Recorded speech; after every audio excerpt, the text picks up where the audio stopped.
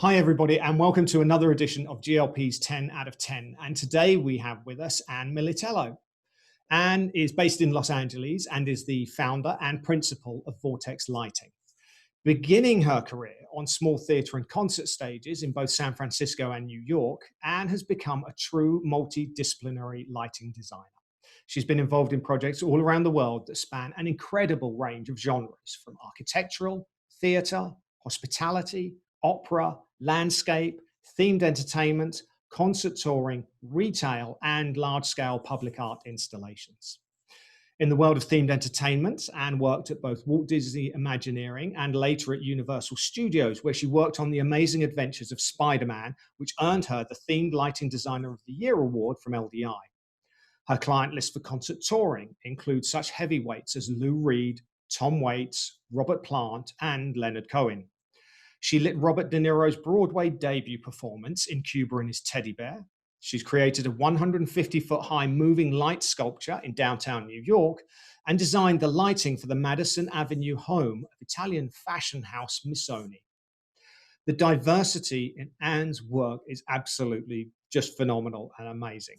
Alongside her active designing, which she's still doing today, and has also been the head of the lighting programs at Cal Arts for the past 11 years, where she runs both the bachelor's and the master's programs.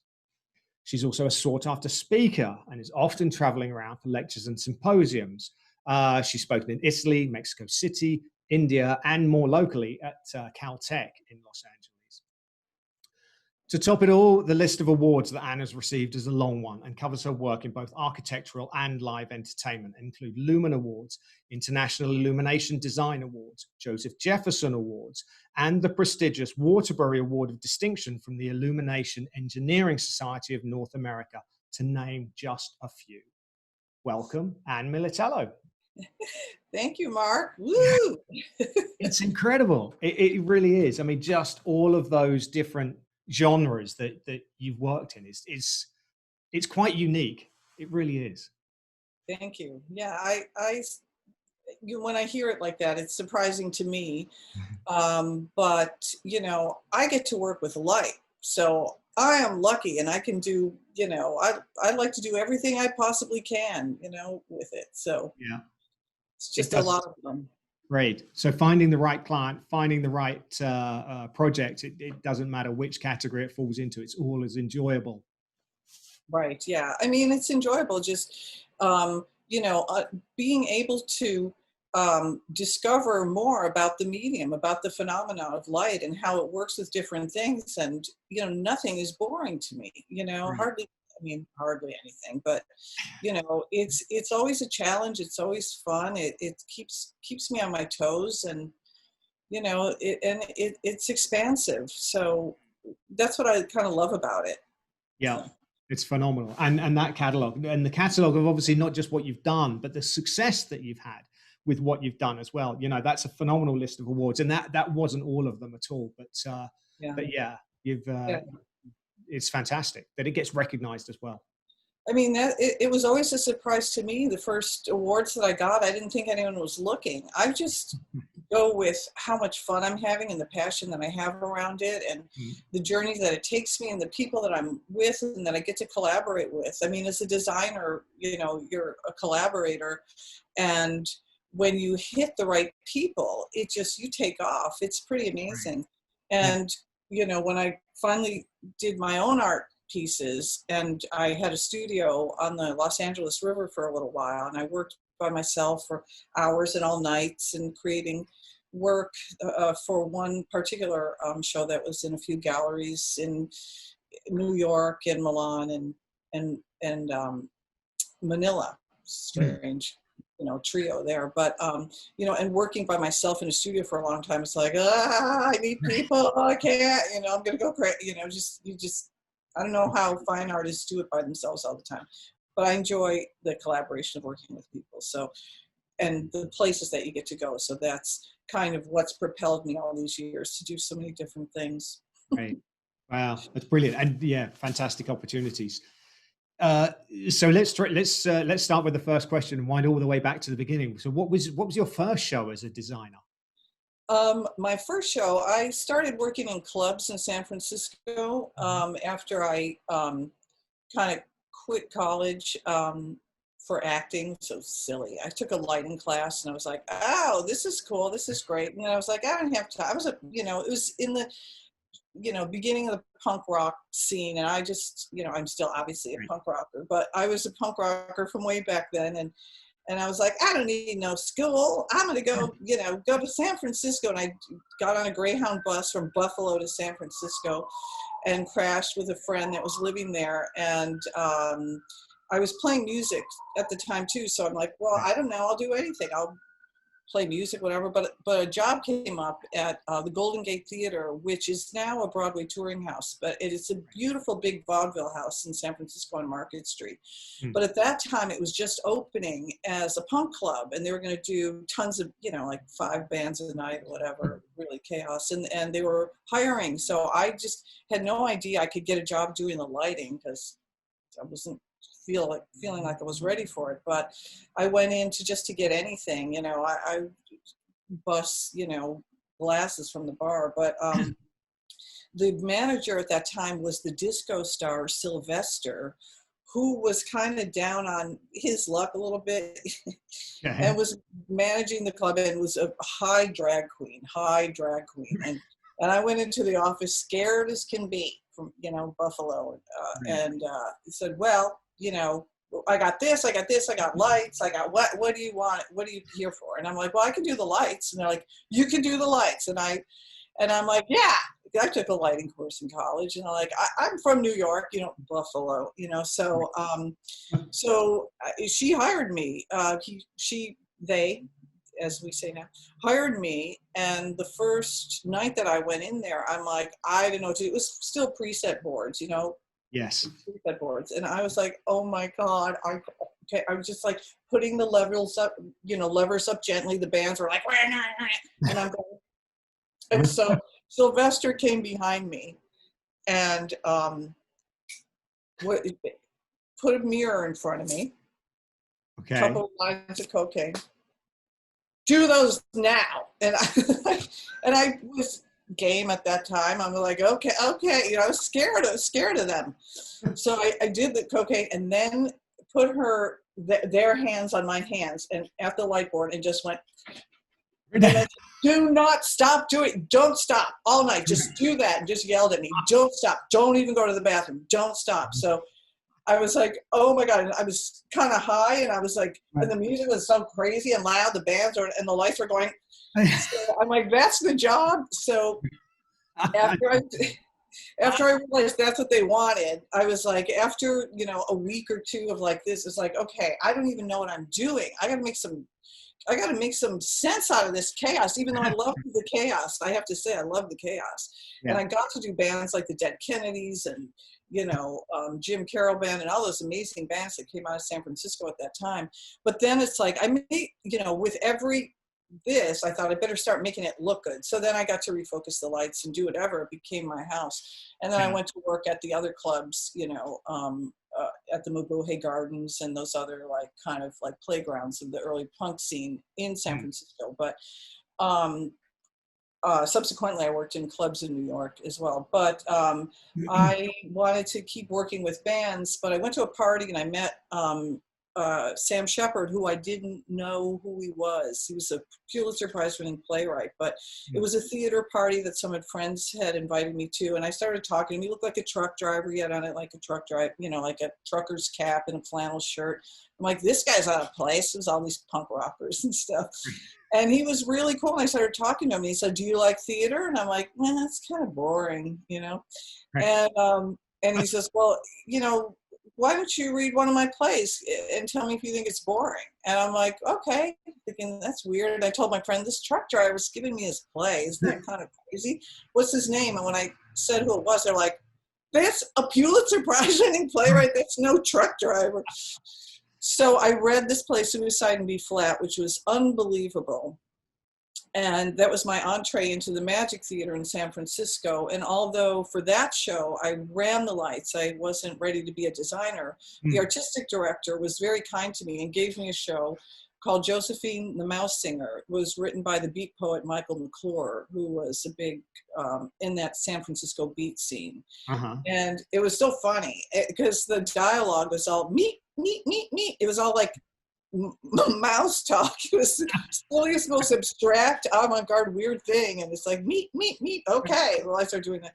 And I got like some like amazing like review in the San Francisco Chronicle. And so that started my theater career. That's incredible. Wacky, you know. So what a way to start. I mean, that's the most outrageous, job interview, so to speak, that I've ever heard of at the punk. Well, I know. And then, when I moved to New York, Sam Shepard had suggested that if I, because I decided that theater was a really good place for me. I felt I loved it. I fell in love with the written word, the text, and I felt that I could interpret it. And working around him, I mean, that guy was magic. He was amazing. But so he gave me a couple of people he said, go to New York and look up these people. And one of them, look up these 3 people. So it was Ellen Stewart, the founder of La Mama Theater in New York, okay.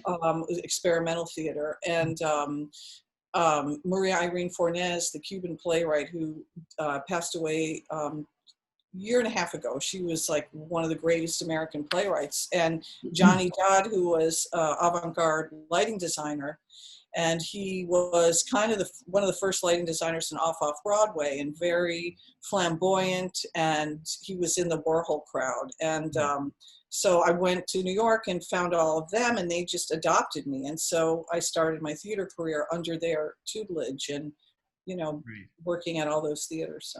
So anyway. Wow, what a fantastic start. And you hear so many of these stories where just happening to be in the right place at the right time and a connection gets made, and that sounds exactly like it was with Sam Shepard. Just fantastic, almost pieces of luck. But I like to think that karma has something to do with it. Well, and it's funny because at that party, I remember thinking, I feel sorry for that kind of truck driver who's so out of place in this punk rock party, and nobody was talking to him. And I was like, I just feel sorry for the guy. Meanwhile, right. I didn't know. So I'm striking up a conversation just because I just wanted him to feel included. Little did I know that nobody was talking to him because they were intimidated because it was Sam Shepard. Because he's the guy, when he walks into a room, everyone starts whispering. Wow. Yeah, it's kind of funny. Absolutely incredible. I'm sure, obviously, since those early days, it's a great career you've had so far. I'm sure that for all those good things, there must have been a couple of times where it didn't quite go according to plan. So do you have a Spinal Tap moment where things didn't quite work out that you remember? Well, which one? You're right. And I live to admit, but I have to, because I couldn't decide, but the first screw up I ever did was I did a little show at the Noguchi Museum in Brooklyn, New York, for Philip Glass's debut of a particular symphony that was being live broadcast by National Public Radio on the radio. Okay. And so it was easy, it's just like there was an invited audience of gowns and tuxedos in this beautiful museum setting, and it was real. I mean, he just had to read the music.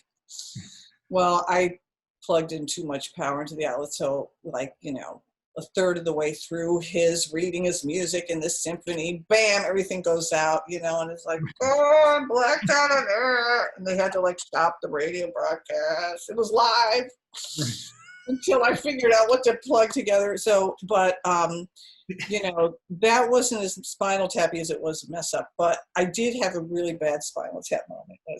I decided, I did one tour, Faithful tour with Lou Reed, and before the tour, we had these great conversations, and we would get together and talk about doing something different. We wanted to do something more artistic and different, and we'd even draw on sketch pads, and it was just a wonderful friendship at the beginning. Right.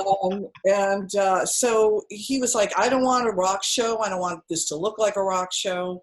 I want, let's do something different. So we were talking about, I said, well, let's put you in, in a piece of modern art, like you love art, modern art. So we were looking at books. I'm like, well, so Rothko was the inspiration and kind of Torelli, but more Rothko with colored fields, and so I thought I would design this, series of drops, vertical drops that would, some of them were larger panels, smaller panels that would kind of come in and out slowly, and the light would move, behind on the cyc, like in between. So like during the songs they were static, but in between they would move, and every song would be another art piece. We loved it. It was great. We show up to like, we had 2 days rehearsal at Asbury Park, New Jersey.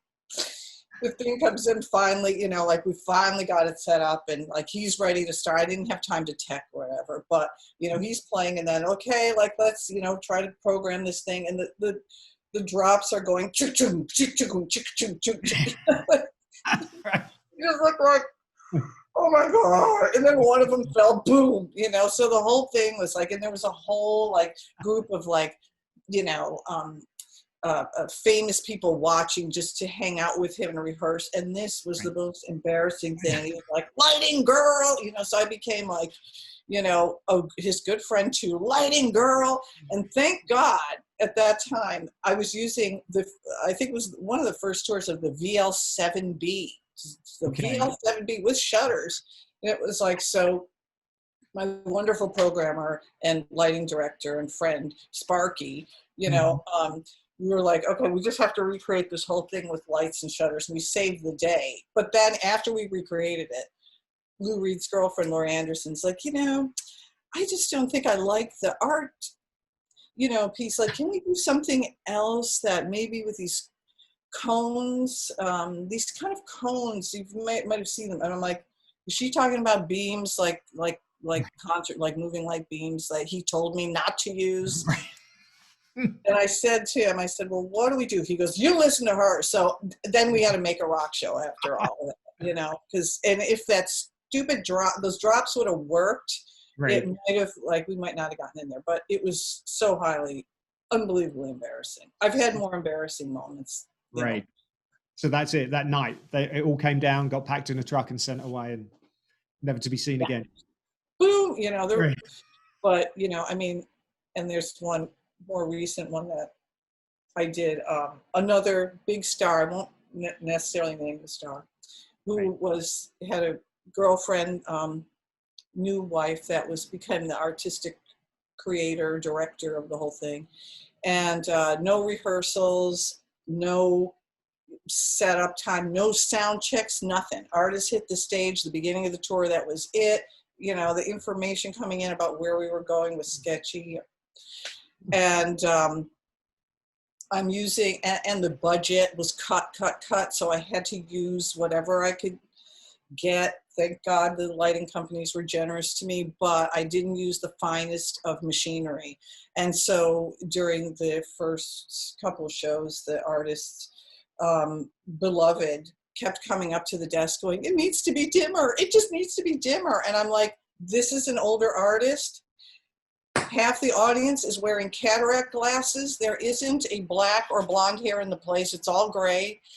The tickets were so expensive. I'm like, but these people have spent all their money, like to see and they can't see that well, like after doing seminars on like lighting and degradation, when you're 80, you see you intake almost half as much light as somebody who sees in their 20s. So somebody who's young, can see a lot clearer. And when you get older, you got a light for people. They can't see. And I felt so sorry for the people that spend their money. So I wasn't going to dim. And then I kept getting yelled at, dimmer, dimmer, dimmer. And then during one very poignant folk song, all the shutters started frying, and boom, they started opening like popcorn during this, the lights were blowing, bing, everything, like the dim blue was turning into popcorn white all over the place. That cost me my job, but I wasn't all that upset about that one. But, live to admit. Wow. That's it, I guess. Yeah, I'm sure there's lots of stories about the partner wanting to direct what's going on stage. Yeah. Oh yeah, no experience, but But we plenty of can opinion. show business. There we go. I can say. Okay, we're still talking about that. What would you say is the best piece of advice that anyone's ever given you, either professionally or otherwise? Yeah, I think that I got a lot of advice when I was young because of the wonderful people that I got exposed to early on. But I had kind of a mentor, this lighting designer, Johnny Dodd, who Right. is, he's not in the big books. He didn't win Tony Awards. He didn't do all that, but he was an avant-gardist, and he's in Andy Warhol's books. But he would always tell me not to be afraid of color and just to go further with color. And I remember I was working at the Ritz nightclub in New York, and I think I was filling in the night the Ramones were there. It wasn't. No, the Ramones had their own designer. I can't remember. It was somebody opening for the Ramones. And I was being a little bit timid. And he started yelling at me from the side of the booth, just like Sylvester would yell at me. More, more, more. And I'm like, he's like, stop being afraid. So I think the best advice I've had is to not be afraid, and to just to take it to the limit. And then at least how far you can go, because if you're too afraid to ever go that far, you just never get to experiment to the extent of your abilities. But he also told me, when I was starting to work in theater and doing off Broadway and subsequently Broadway, he said, you need a suit. And I'm like, I'll never wear a suit. I got like a leather jacket with chains. I'm not wearing a suit. He's like, you're not going to convince anyone you can do anything unless you show up with a suit. And so he bought me a suit and said, you wear this to your next production meeting I have with Joseph Papp at the Public Theater. And I wore a really nice suit, and people listened to me. So I realized that because I had a disadvantage of being young looking and also being female at a time when there weren't a whole lot, that he said, you're in theater, just change a costume and make people believe you. And that was a really interesting, good piece of advice as well. It was about the costume. I could walk into a room and have an audience, Right. Yeah. And change that. And I guess, we were chatting a little bit before, but the fact that you've obviously had a long career so far and being, as you said, one of a very few number of females, having to establish yourself and not be discouraged, but by what I'm sure were quite some big barriers that you had to break through or overcome. So, yeah. Yeah. And being young, I often thought it was like, well, when my hair starts turning gray, I might get more, people listen. But now I've been around so long, people, they've heard of me. But at that time, it was like, boy, time is not on my side when, at that time. But I got through it, but it was a little tougher. Yes. Yeah. Not as easy as for many people out there. So over your career so far, what would you say is your proudest achievement? I have to say, besides my students, every time they do really beautiful work and freak me out. I mean, God, the work that the students do is just mind blowing. And I just like, did they learn that from me? And I thought, no, they just got prodded, but the new 42nd Street studio building in Times Square was, my proudest moment because it was the second building in the renovation of 42nd Street from like total, 80s depression, drug dealing, street of violence, burned out to become what it's now, which is now, a little bit too theme parky. But Disney went in first and did the New Amsterdam Theater, and then the next building to go in, it was this large 11-story space for rehearsal studios for underprivileged theater and dance companies to have a place to rehearse and for producers to come see them, so they weren't having to go see this new dance company in a basement someplace in the South Bronx where they might get, stabbed on the way to try to see the theater. So it was a building to bring the arts into into the center. And I got the opportunity because I had been in theater, so theater was my world. I knew about music, and also I knew about architecture from being at Walt Disney Imagineering. So it was kind of the perfect fit for the architects who wanted to do some kind of moving, abstract, art on the building with light. They didn't quite understand how far it could go because nobody had kind of done it before. And I used the first theatrical control system on the exterior of a building. That was very cue heavy, extensive, that still goes there today. But for the opening of the building, they actually closed down half of 42nd Street for the unveiling, which at that time, Rudy Giuliani was the mayor. And they said, well, he wants to press the button, because I had created this whole light show. We were going to do this there's an orchestra that was on catwalks on the building and dancers that were on bungee harnesses that were jumping on and off the building. So this whole thing was going to be shutting down 42nd Street. This was really to announce the end of the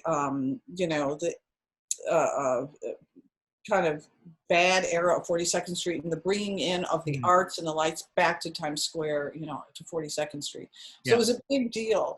And then Giuliani never made it. So I was like, oh, thank God. I don't want that guy pressing my button for the first show. And so I got to do my light show. We did a little improv, me and my wonderful associate and lighting director, Ryan O'Gara. And we brought down the house on 42nd Street, and there was, I think, 500,000 people. I don't know, some because you could walk on the street, and it was my light show. So I just, wow, I got that opportunity. It was pretty amazing, and it got pulled off. No Spinal Tap on that one. Right, so it happened. It happened. That's great. That's brilliant. Well, that's fantastic. And obviously, I mean, everybody who's up there in New York can still go see it. Yeah, it's it's in at any given time it needs to be tweaked. Cables break. I mean, you wouldn't imagine what goes wrong outside in a building in New York. Between the acid rain, the pigeon poop, the subway shake, it's like, okay, those lights are all out of focus again. Okay, the acid rain hardened all the cables and broke the connections. Right. So it needs to be constantly maintained. And I haven't been there, since 9/11. I mean, it's 9/11, since pandemic started. Right. It's all one disaster after another. And so I don't know how it's faring at the moment, but. No, but that's unfortunate, obviously, with everybody stopping traveling. But there we are. Obviously, you're very busy. Between now, obviously, the teaching and speaking and still working and designing and everything as well. But when you do get some downtime, what do you normally do in your downtime? I don't like to sit still too much. I'm not a sit still type of person. So I take a lot of dance classes. So I became a flamenco dancer at one point, a Middle Eastern dancer. I garden. I cook, I play, I have 2 guitars, and I have Doonbeck drums. So I'm constantly doing stuff, driving my neighbors crazy with the drumming. But that's what you go to the drum circles at the beach for that. Yeah. So I have to constantly, I'm on the move all the time. You need to be doing something, keeping yourself active. That's brilliant. Yeah. That's brilliant. Yeah. As we mentioned, you've traveled all around the world to many different countries and done different projects and things like that, and obviously played with lots of concert tours and theaters and everything like that. Now, do you have a particular favorite venue from everywhere that you've been to? I think the most special place that I've been that really hit me as some place that I'll never forget is the ancient theater in Taormina, Sicily.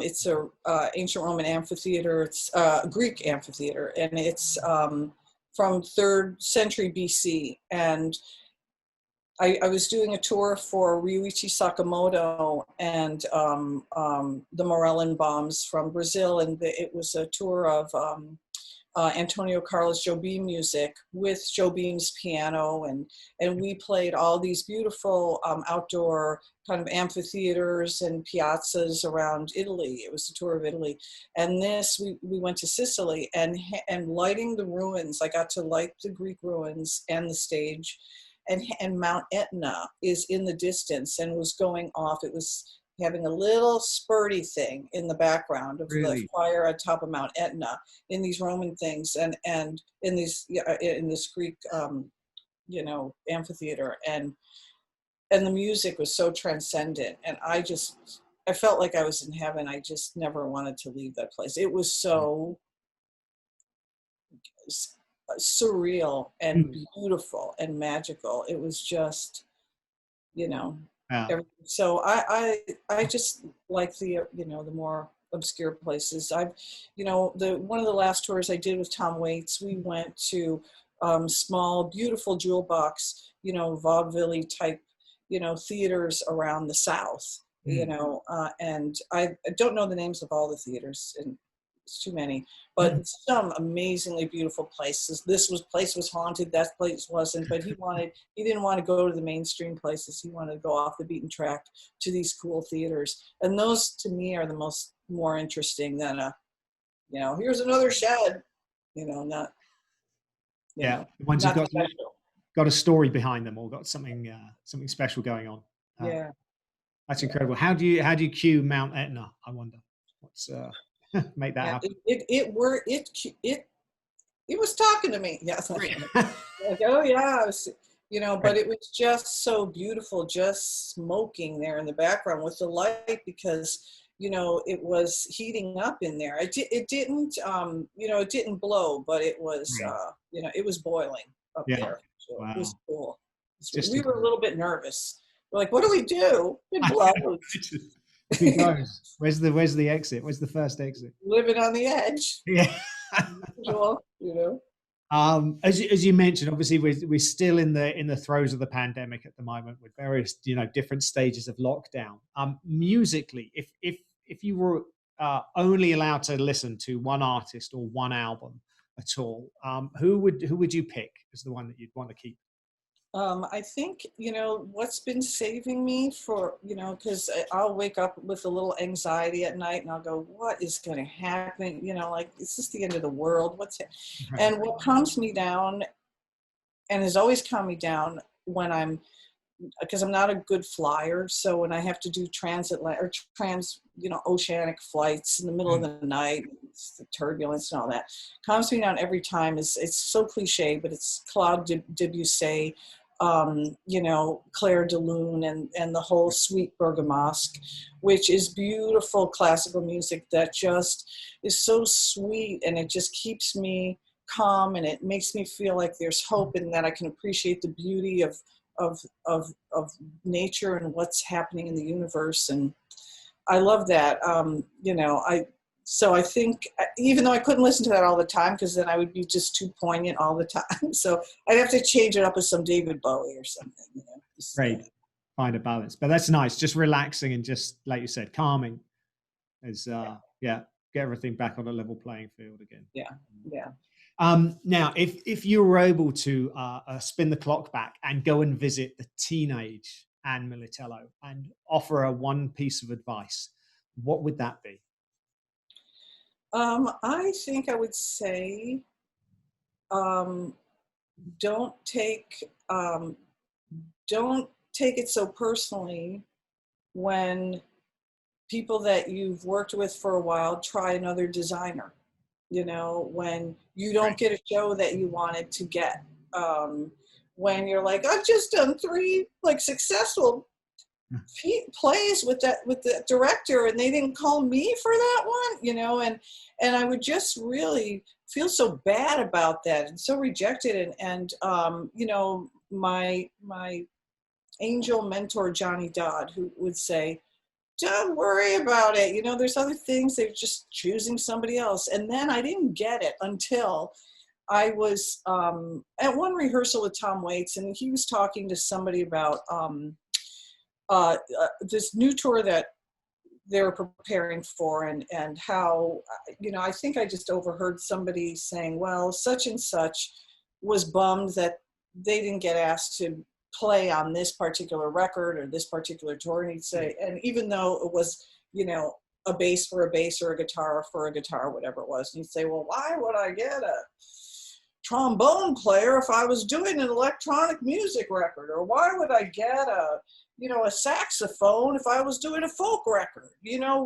This record is this, and I'm going to get this kind of player. And then I realized, it's not personal. It's just try different, they're trying a different style, and it's okay. And I used to take that, I used to feel bad about that until I was like, okay, they're great. Not me on that one. And I saw, like, Ken Billington was saying something about that on his thing with you, That's about like, if it's not you, it's just not you, Yeah. But when you're young, that rejection, and I see that with my students too, when one of their fellow directing students or something chooses somebody else over them, even though they thought they were friends, and and it's hard, and I just want to say, no, it's okay, and you'll finally learn that that's okay, and you won't feel it here. It'll be okay. And I wish I understood that more. It would have saved me from, Yeah. two late nights at the bar going, why didn't I do that? Crying into the bottom of a glass. Yeah. Don't get hung up on it. As you say, there's a reason for it. And often I guess that, the needle will swing back again when, when something else comes back into style. Right. Yeah. And you don't have to hurry. When you're young, you want to do everything. You want to get it now. You want to do it now. Let's go. It's like, hey, what you don't do is as important as what you do. Right.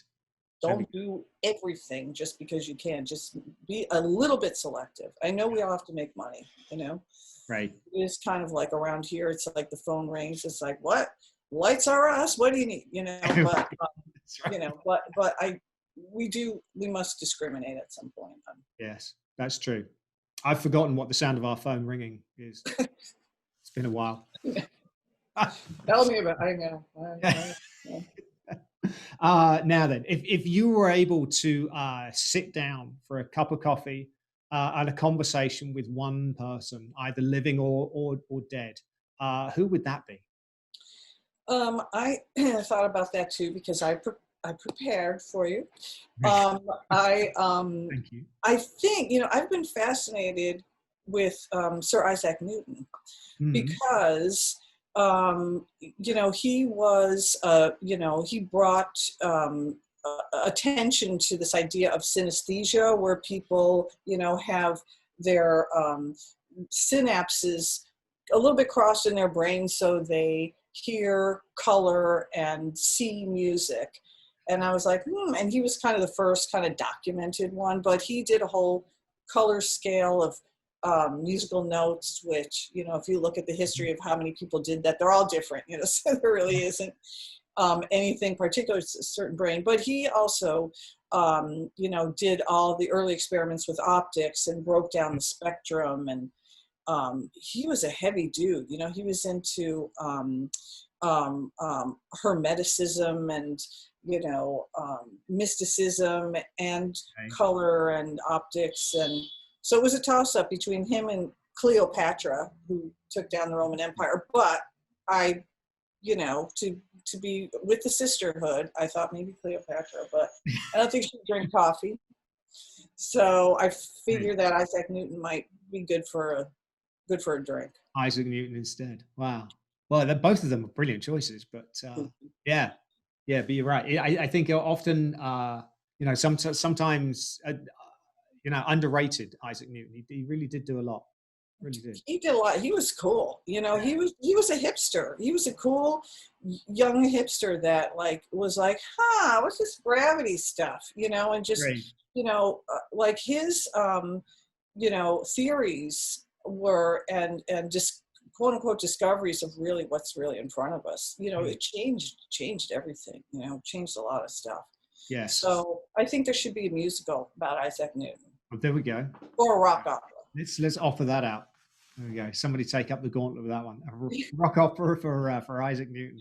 Well, it's like I also love Tesla, Nikolai Tesla, because he was so eccentric too. And at one point, David Lynch had been talking about doing a musical of Tesla musical, and I was like, let's do that one. It never got funded. I don't know what happened. I hope it does happen at some point. Some point. That could be very cool. That one, that's for sure. Yeah. I think that would get a lot of audience. Especially when Tesla would electrocute himself and invite people in, like, his pal, Walt Whitman or Mark, oh God. Anyway, writer, I can't remember, I'm blanking. But, he would open his loft up and party guests would come in and he'd be levitating on, electrified pads. He'd electrocute himself and levitate from the force of the electricity. Like, what a party guy that guy was. That's right. It was hard not to choose him. That's right. It came just didn't quite make it. Just didn't quite make it. Yeah. Fascinating people. They would be brilliant conversations. All right, and all of a sudden here we are as the final question of it all. So the last one a little bit easier, or maybe not, depending on how you look at it. It's when we finish the interview, you're going to get a phone call from Team USA, and they're going to call you up to represent the country in the Olympics. Now, it could be for the Summer Games or for the Winter Games, but the question is, which sport are they calling you up for? What's the thing you'd like to have a go at? Well, I didn't want to choose the obvious. Okay. Figure skating. Right. Because it just seems so, again, cliche and obvious. I do love it and think it's cool, just flying on the ice. There was pole vaulting. Right. There was curling, but somebody else took them.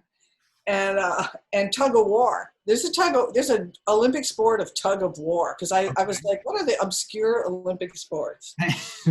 And I was like, well, that's it, no, I would fly. I would like be the ice princess flying through the skating off the rails. Skating off and getting thrown up in the air and caught. Right. That's always great to watch. I think that. As a sport. But I can imagine the feeling of just soaring on a tiny single blade. I have friends that do that and just say that it's the best thing in the whole world. So really, I don't think you can kill yourself doing it. Right. You've got to have an incredible amount of trust in your partner. If you're with one, that they're going to catch you as they're moving at high speed. On right. Or just that you'll nail the landing yourself. Right. Exactly. Mark, what would be your favorite? What would they be calling you about? I don't think anyone's asked you this question. That's true. Nobody's asked. That's a very good question. Now you're putting me on the spot, and I haven't prepared for this at all. But first thing that comes to your head. I don't know. I would like to do. They introduced a few years ago, like the BMX biking. And I thought, that could be fun, just to, really, race around the track as fast as you possibly can. I think it would be that if it was the summer, and if it was winter, I think it would just be straight, downhill skiing, do the grand slalom. I do enjoy going skiing, and I find that, when you're going down the side of a mountain, you forget about everything else because you're just trying to get to the bottom. So I find it quite relaxing. So so to do that, grand slalom, nail it down a hill as fast as you possibly can without breaking. Oh, that's great. Thank you. Now we all know right. what Mark has to say about this. I'm happy to. There we go. We'll start forming I'll work out at some point what teams we can put together, and maybe we can have a whole squad one day. We can take along. That's a good idea. And what music would go with it? Right. That's right. And this has been fantastic. Thank you so much for finding time to join us. Obviously, you're busy doing lots of stuff as well. So it's really appreciated.